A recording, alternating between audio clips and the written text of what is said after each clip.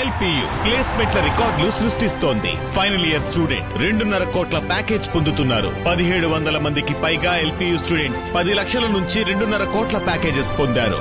విద్యా విప్లవం ప్రారంభమైంది లవ్లీ ప్రొఫెషనల్ యూనివర్సిటీలో. రాష్ట్రంలో కూటమి ప్రభుత్వ వైఫల్యాల నుంచి ప్రజల దృష్టిని మరల్చడానికి డైవర్షన్ పాలిటిక్స్ చేస్తున్నారని ధ్వజమెత్తారు మాజీ హోంమంత్రి తానేటి వనిత. సాక్షి ఛానల్లో జర్నలిస్టు కృష్ణంరాజు మాట్లాడిన మాటలను వైఎస్ఆర్సీపీ తరఫున మహిళల తరఫున ఖండించామని ఆమె స్పష్టం చేశారు. అయినప్పటికీ ఆ వ్యాఖ్యలను వైఎస్ జగన్ కు ఆపాదించడం సరికాదని ఆక్షేపించారు.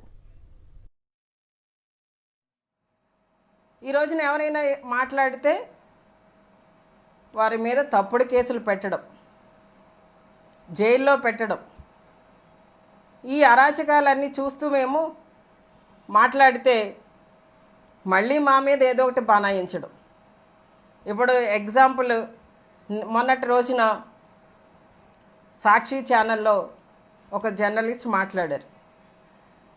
ఆయన మాట్లాడిన వ్యాఖ్యల్ని వైసీపీ పార్టీ తరఫున, మహిళల తరఫున తీవ్రంగా మేము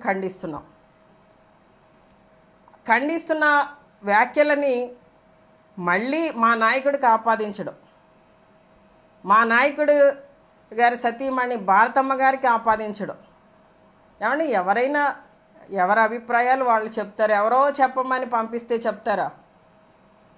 పోనీ ఒకవేళ అలా అనుకుంటే గతంలో విజయమ్మ గారి గురించి, భారతమ్మ గారి గురించి మరి అనితమ్మ గారు చాలా ఎక్కువ మాట్లాడారు. మరి అవన్నీ కూడా ఎవరు మాట్లాడమని పంపిస్తే ఇవి మాట్లాడారు? చంద్రబాబు నాయుడు గారు చెప్పారా? భువనమ్మ గారు చెప్పారా? లోకేష్ గారు చెప్పారా అలా మాట్లాడమని? మరి ఈ రోజున అనితమ్మ గారు మాట్లాడుతున్నారు కదా, వారందరినీ క్షమాపణ చెప్పాలని చెప్పి. ముందు మీరు క్షమాపణ చెప్పండి. అనితమ్మ గారు, మీరు విజయమ్మ గారి గురించి, భారతమ్మ గారి గురించి మాట్లాడిన వ్యాఖ్యలు ఇంకా అందరి సెల్ ఫోన్స్లో అవన్నీ కూడా ఉన్నాయి, ఎక్కడికి పోలేదు.